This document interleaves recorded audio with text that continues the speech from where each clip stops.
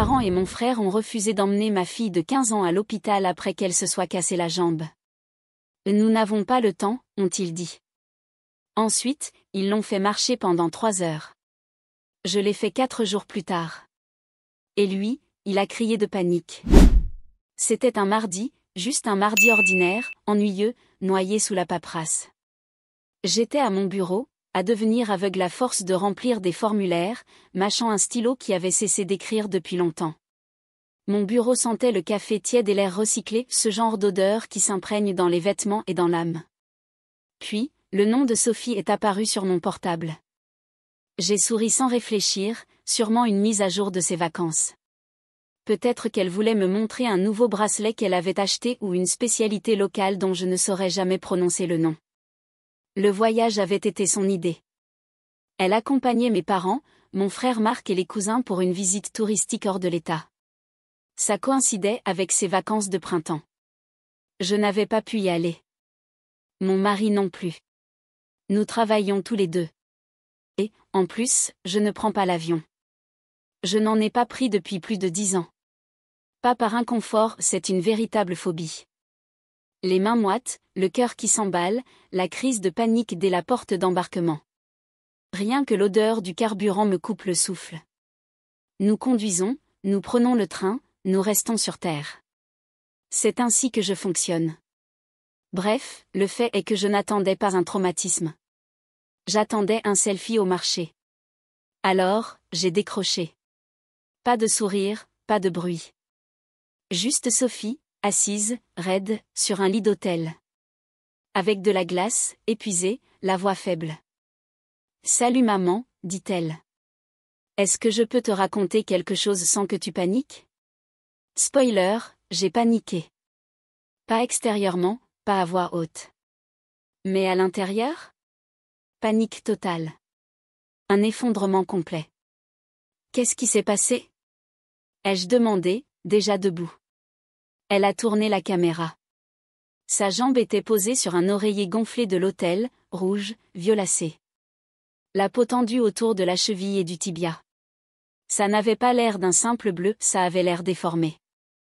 Je crois que c'est cassé, dit-elle. Pendant une seconde, mon cerveau s'est figé. Comment ça, tu crois que c'est cassé ? Je suis tombée hier, dans l'escalier d'un vieux palais. Hier ?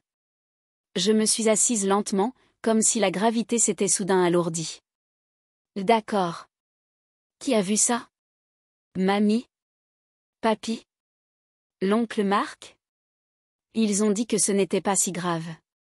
Au début ce n'était pas tellement gonflé. Ils pensaient que c'était juste une contusion. J'ai cligné des yeux, incrédule.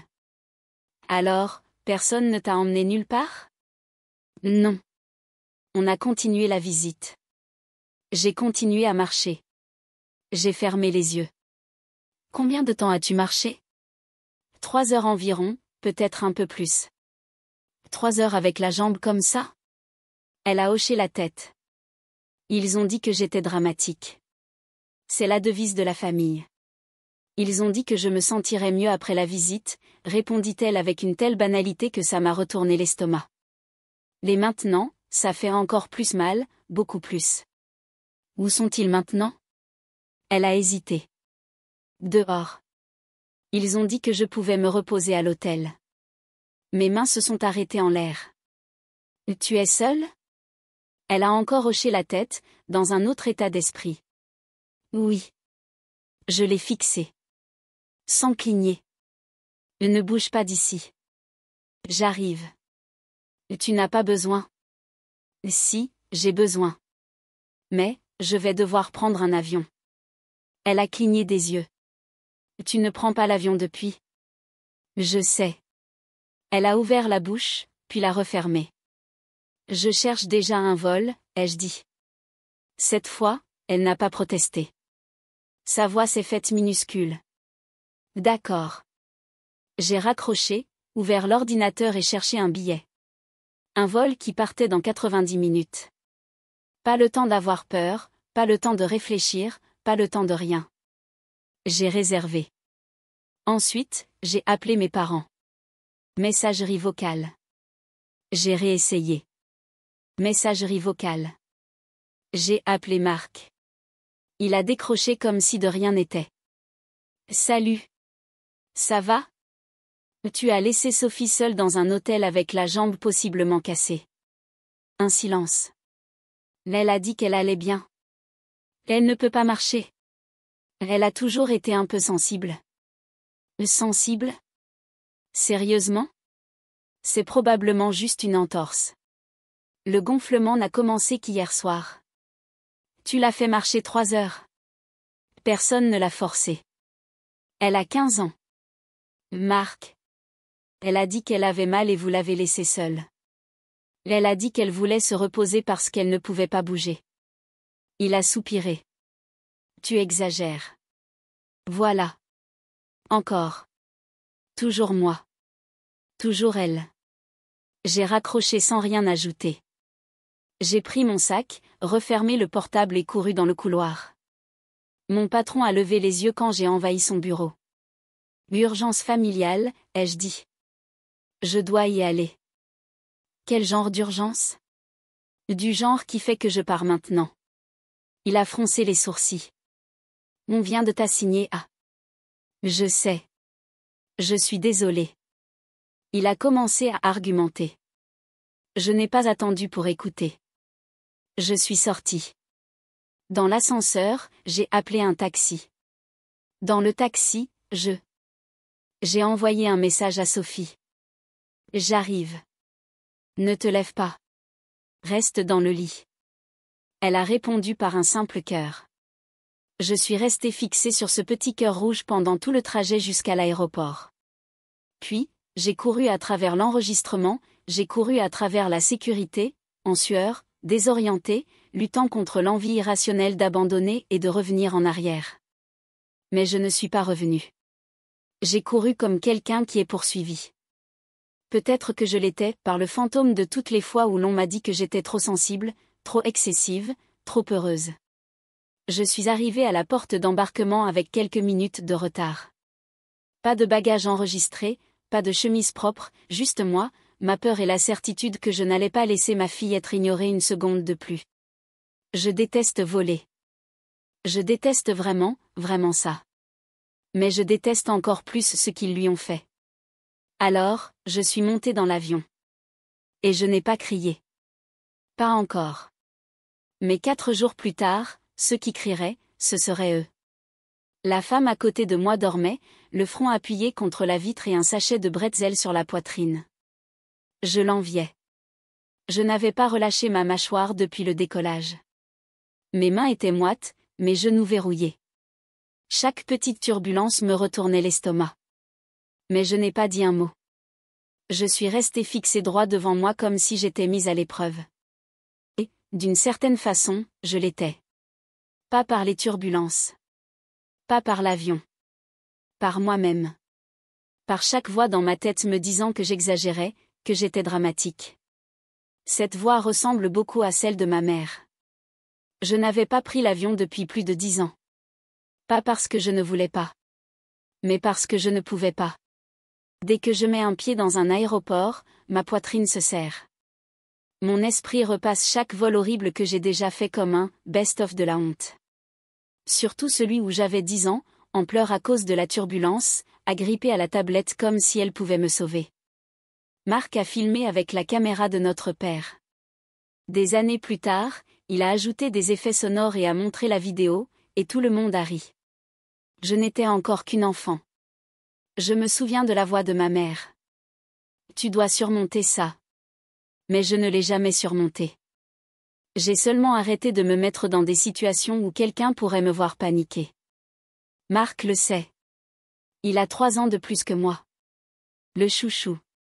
Athlétique, bruyant, toujours le centre de l'attention à chaque barbecue dans le jardin. Il avait ce genre d'énergie qui remplissait la pièce et ne se demandait jamais s'il le devait. Moi, en revanche, j'étais allergique à la moitié du jardin. Les chats, le pollen, l'herbe. Les sons forts me donnaient mal à la tête. J'avais le vertige en hauteur. Mes genoux me faisaient mal après avoir trop marché. Et une fois, je me suis évanouie en randonnée à cause de la chaleur. ma mère m'a donné la moitié d'une bouteille d'eau et m'a dit de me durcir. Tout ce que je faisais était vu comme de l'exagération, de la comédie, une tentative d'attirer l'attention. Peu importait à quel point je restais calme, j'étais toujours là sensible. Si je pleurais, c'était du cinéma. Si j'avais peur, c'était une honte. Si je demandais à rester en arrière, c'était de l'égoïsme. On m'a appelée la reine du drame avant même que je n'aie 10 ans. Marc, en revanche, pouvait se tordre le petit doigt et être accueilli à la maison comme un héros de guerre. Les règles étaient différentes pour lui. Elles l'ont toujours été. Je ne parlais pas beaucoup en grandissant. Je n'en voyais pas l'intérêt. J'observais simplement. J'ai appris les schémas. J'ai cessé de réagir. Et ensuite, je suis partie. J'ai étudié le droit. Je suis devenue enquêtrice criminelle. Les gens étaient surpris. Ce n'est pas un peu intense pour quelqu'un comme toi? Ce qui voulait dire, tu n'es pas trop sensible pour ça? Ah, je ne suis pas fragile. Je sais seulement ce que c'est que de ne pas être cru. J'ai bâti ma carrière sur les preuves. Sur la logique. Sur la vérité qui n'a pas besoin de permission pour exister. J'ai cru que peut-être que ça suffirait pour que mes parents commencent à me voir différemment. Comme quelqu'un de capable. Comme quelqu'un qui méritait le respect. Ça n'a pas été le cas. Même aujourd'hui, ils me traitent encore comme si j'étais à 2 secondes de m'effondrer dans le rayon des conserves du supermarché. Et puis Sophie est née. Elle était parfaite. Petite, silencieuse, réfléchie. Avec une petite ride sur le front, comme si elle savait déjà que le monde était un chaos et qu'elle essayait de le réparer avec douceur. Elle était comme moi. Dès le premier jour, j'ai juré que je la protégerais. Et c'est ce que j'ai fait. Quand mon père a plaisanté en disant « La reine du drame 2.0 est arrivée », je l'ai coupé net. Quand la fille de Marc, Ayla, était félicitée pour être « intense » et que Sophie était critiquée pour être « trop émotive », j'ai dit « Non. Pas sous ma surveillance. Pas tant que je serai là. » Mais c'est ça, les enfants. Ils remarquent les silences plus que le bruit. Ils ressentent ce qui n'est pas dit. Et ils absorbent tout, comme moi j'ai absorbé. Quand Sophie a demandé à voyager avec mes parents, Marc, Ayla et Ben, j'ai hésité. Je ne pouvais pas y aller. Pas parce que je ne le voulais pas, mais parce que je ne peux pas prendre l'avion. Voler me rend malade, pas seulement physiquement, mais psychologiquement. J'ai essayé la thérapie, l'exposition graduelle, même des médicaments prescrits. Rien n'y a fait. Et Sophie le sait. C'est juste un de ces faits silencieux dans notre maison. Maman ne vole pas.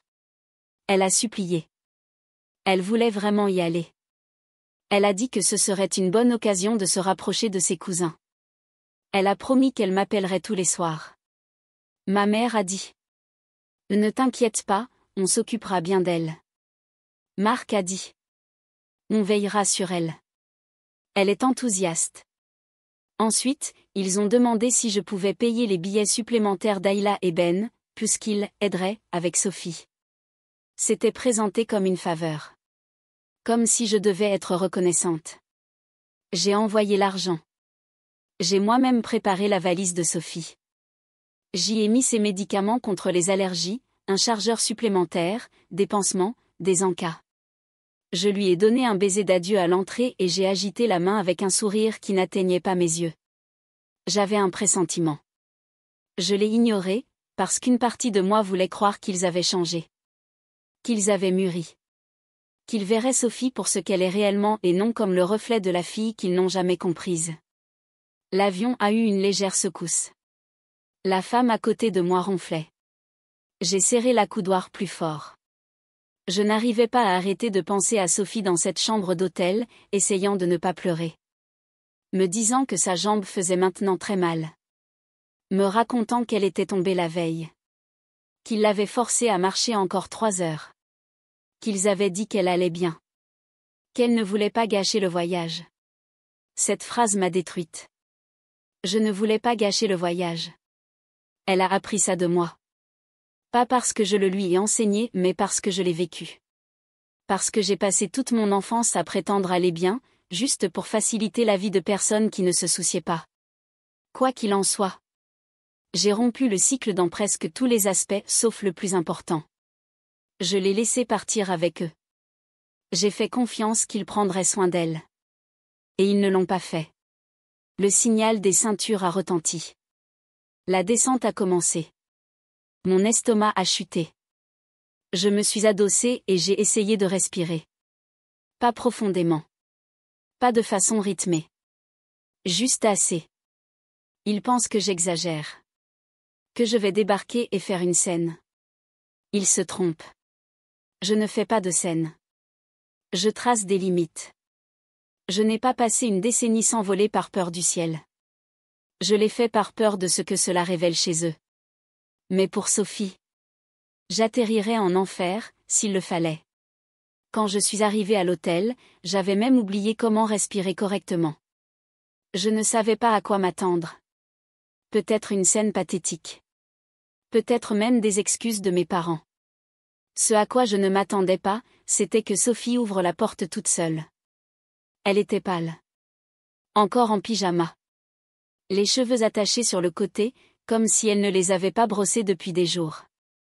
Mais elle était debout d'une certaine manière appuyée contre l'encadrement de la porte, comme si c'était lui qui faisait la moitié du travail. « Tu es vraiment venu ?» demanda-t-elle doucement. Ça m'a brisé le cœur. Pas de « aide-moi », ni de « heureusement que tu es là ». Juste de la surprise. Comme si elle n'y croyait pas avant de voir.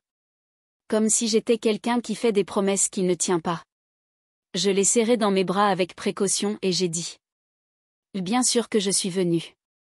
Tu es la seule chose en ce monde qui me ferait monter dans un avion. Mais ne me fais plus jamais faire ça, s'il te plaît. Elle a laissé échapper un petit rire. Puis elle a grimacé de douleur et s'est éloignée. D'accord, ai-je dit. Il est temps d'examiner cette jambe avant qu'elle ne commence à briller ou à nous parler. Il nous a fallu 15 minutes pour lui mettre ses chaussures. La moitié du temps, nous avons discuté pour savoir si elle devait mettre les deux. Ce n'était pas nécessaire. Une seule suffisait. Son pied semblait avoir avalé une boule de billard. Pendant que je nouais les lacets, j'ai demandé, sans réfléchir. Comment c'est arrivé exactement? Des regards échangés? Non. J'attendais j'ai trébuché, ou quelque chose à propos de chaussures glissantes. Mais elle est restée silencieuse. Ce n'était pas exactement une chute, dit-elle enfin. Ben m'a poussé, pour rigoler. J'ai levé les yeux, lentement. Il ne voulait pas. Je prenais une photo et il m'a poussé, comme il le fait toujours. Mais j'ai raté une marche. Et je me suis retrouvée par terre. Ils ont vu? L'ai-je demandé. Elle a acquiescé. Mamie a dit que je faisais du drame.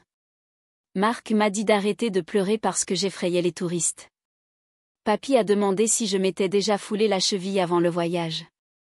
Et pourquoi tu ne m'as pas dit ça au téléphone? Elle a hésité. Parce que je pensais que ça passerait. Et parce que, je ne voulais pas faire de scandale. Je ne voulais pas mettre Ben dans l'embarras. Je me suis levée. Sophie, quelqu'un te pousse dans les escaliers et ta jambe finit dans cet état. Tu ne protèges pas cette personne. Même si c'est de la famille. Surtout si c'est de la famille. Elle a détourné le regard. Et quand les médecins demanderont ce qui s'est passé, ai-je dit, la regardant droit dans les yeux, tu diras la vérité. Sans enjoliver, sans inventer. Avec tous les mots. Elle a hoché doucement la tête. D'accord. Nous sommes arrivés à l'hôpital. Nous avons été reçus rapidement, probablement parce que j'ai dit que je soupçonnais une fracture, et peut-être aussi parce que j'ai lancé un regard au réceptionniste comme s'il me devait un loyer. L'infirmière a posé les questions habituelles. Niveau de douleur, symptômes, allergie. Puis est venue la question. Comment c'est arrivé? Sophie m'a regardé une fois, puis s'est redressée. Mon cousin m'a poussé, en jouant. Je suis tombée d'un escalier, répondit-elle. C'était dit comme un fait. Sans drame, sans appel. Juste un fait. Le visage de l'infirmière n'a pas bougé, mais son stylo s'est mis à écrire beaucoup plus vite. La radio est arrivée 20 minutes plus tard. Fracture du tibia.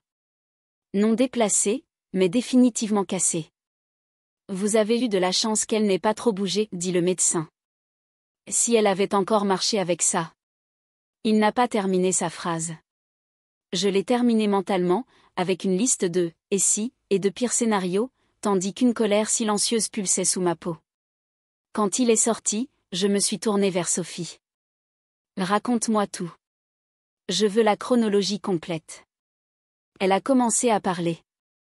Elle a dit qu'après la chute, elle avait supplié d'aller à l'hôpital. Ils avaient dit qu'ils n'avaient pas le temps. C'était un jour de visite à pied. Les billets n'étaient pas remboursables. Ils ont dit qu'elle pourrait mettre de la glace à la fin de la journée. Ils l'ont faite marcher 3 heures avec cette jambe. Elle a raconté que, lorsqu'elle avait redemandé à aller à l'hôpital le lendemain matin, ils avaient dit que si ça faisait vraiment mal, elle pouvait se reposer à l'hôtel. Mais ils avaient une visite de cave prévue, et quelqu'un devait garder les enfants. Alors ils y sont allés. Tous. Ils ont dit autre chose ? L'ai-je demandé. Elle a hésité. Ils ont dit que je me comportais, comme toi. J'ai cligné des yeux. Comme moi ? Comme tu étais avant. Reine du drame. Peur de tout. J'ai serré la mâchoire si fort que j'ai cru que mes dents allaient se briser. C'est là que j'ai compris que ce n'était pas seulement de la négligence. C'était la même histoire qui se répétait. Et cette fois, ils essayaient d'effacer sa voix, de la même manière qu'ils avaient essayé d'effacer la mienne. Mais je ne les avais pas laissés à l'époque, et elles non plus ne les laisseraient pas maintenant. Je suis sortie dans le couloir et j'ai composé le numéro de mes parents. Mon père a répondu. « Elle va bien ?» demanda-t-il.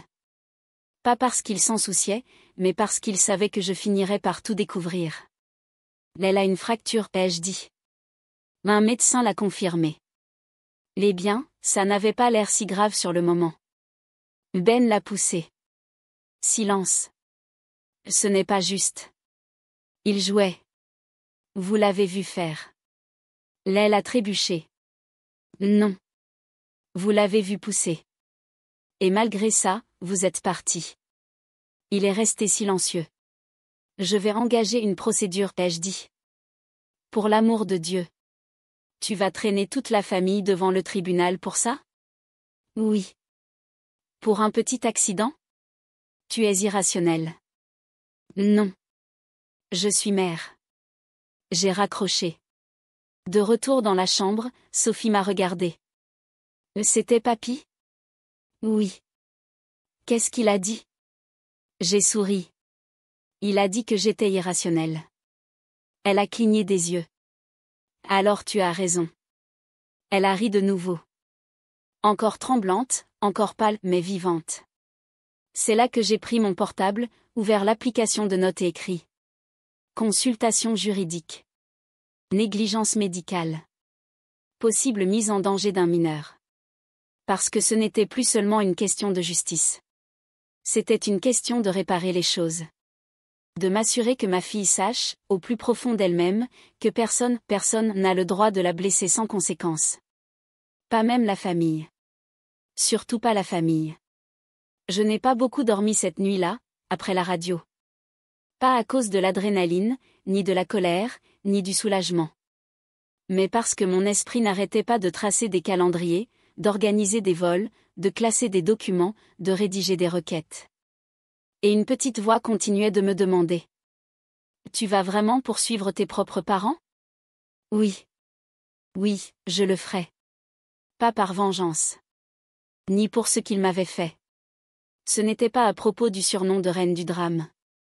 Ni des randonnées de mon enfance. C'était à propos de Sophie. De la façon dont sa voix s'est brisée quand elle a dit qu'elle ne voulait pas faire d'histoire.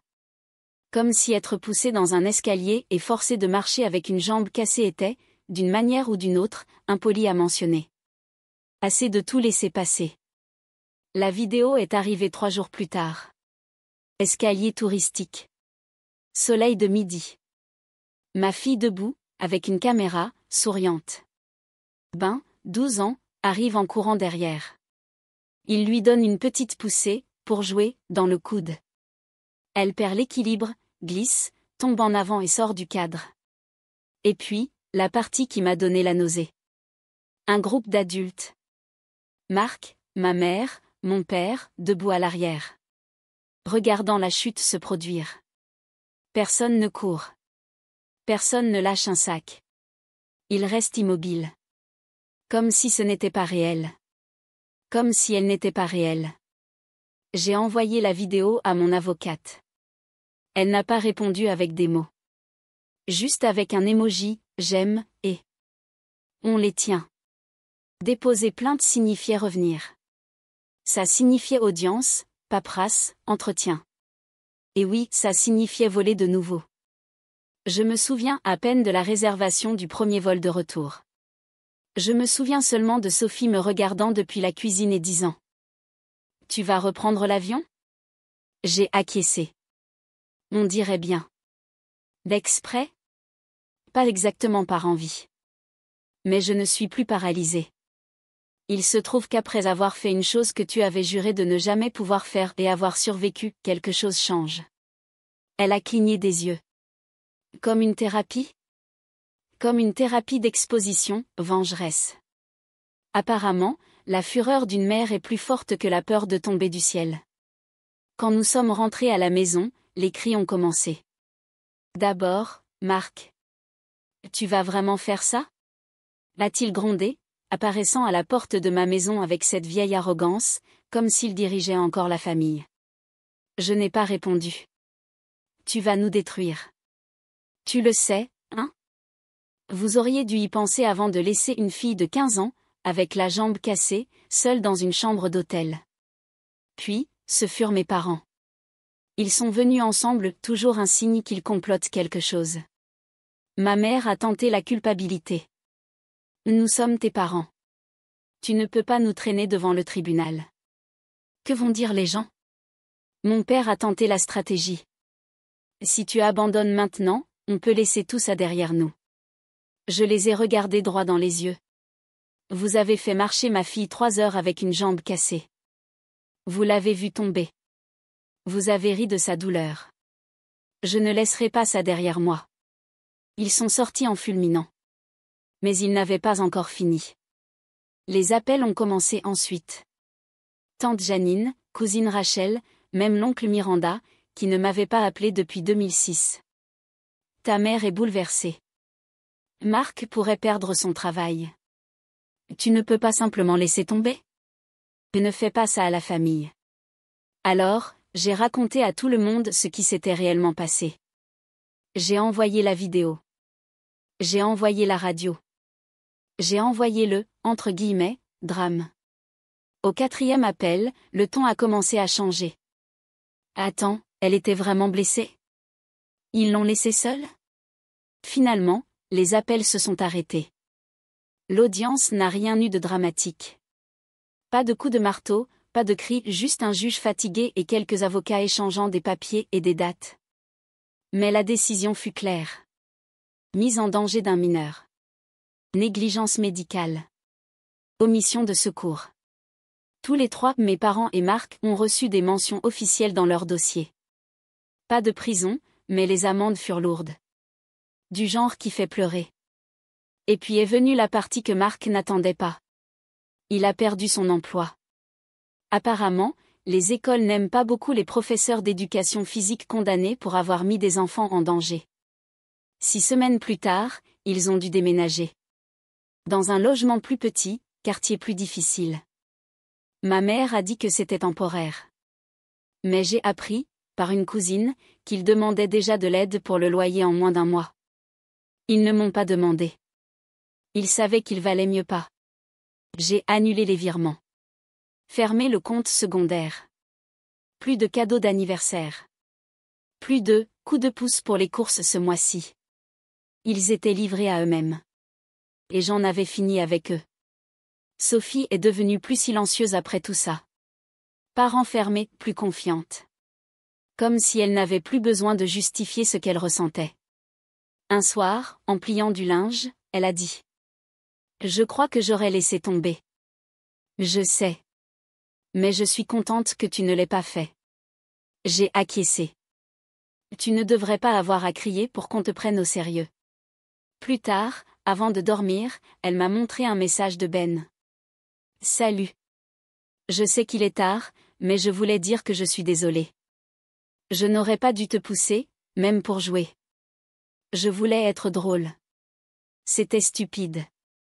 Je me sens mal. J'espère que ta jambe va mieux. Elle n'a pas pleuré. Elle n'a pas répondu. Elle est juste restée à regarder l'écran, longtemps. Tu le crois? L'ai-je demandé. Elle a haussé les épaules. Je le crois. Je ne pense pas que quelqu'un lui ait dit d'écrire ça. Et je l'ai cru aussi. Sa jambe va bien maintenant. Totalement guérie. Sans dommage, sans séquelles. Juste un souvenir. Et une ligne silencieuse qu'elle ne laissera plus jamais personne franchir. Je ne parle plus à ma famille. Je n'ai bloqué personne. Je n'ai rien publié. J'ai juste cessé de répondre. J'ai cessé d'attendre des excuses. J'ai cessé d'espérer qu'il change. Sans drame. Juste du silence. Et pour la première fois de ma vie, ce silence ressemblait à de la paix. Je déteste toujours voler. Mais j'ai pris l'avion plusieurs fois depuis. Pour la procédure judiciaire. Pour le travail. Et même pour un court voyage avec Sophie, pour fêter ça. À chaque fois, mes mains transpirent. Mon estomac se retourne. Mais j'y vais quand même. Et chaque fois que l'avion atterrit, je me rappelle ce que Sophie a dit la première fois quand je suis venue la chercher. Tu es vraiment venue. Et je viendrai toujours. Commentaire de Madame Reddit. Cette histoire m'a bouleversée du début à la fin. Elle montre à quel point la douleur de l'enfance peut se répéter de génération en génération, et comment une mère a dû affronter non seulement sa plus grande peur, mais aussi sa propre famille, pour protéger sa fille. Le courage de prendre l'avion après 10 ans, la décision de poursuivre ses parents et son frère, et surtout le fait de tracer enfin une limite claire, font de ce récit un exemple puissant de résilience et de justice. Le silence final n'est pas une faiblesse, mais une victoire, celle de ne plus tolérer l'inacceptable, même quand il vient de ceux qui devraient aimer et protéger.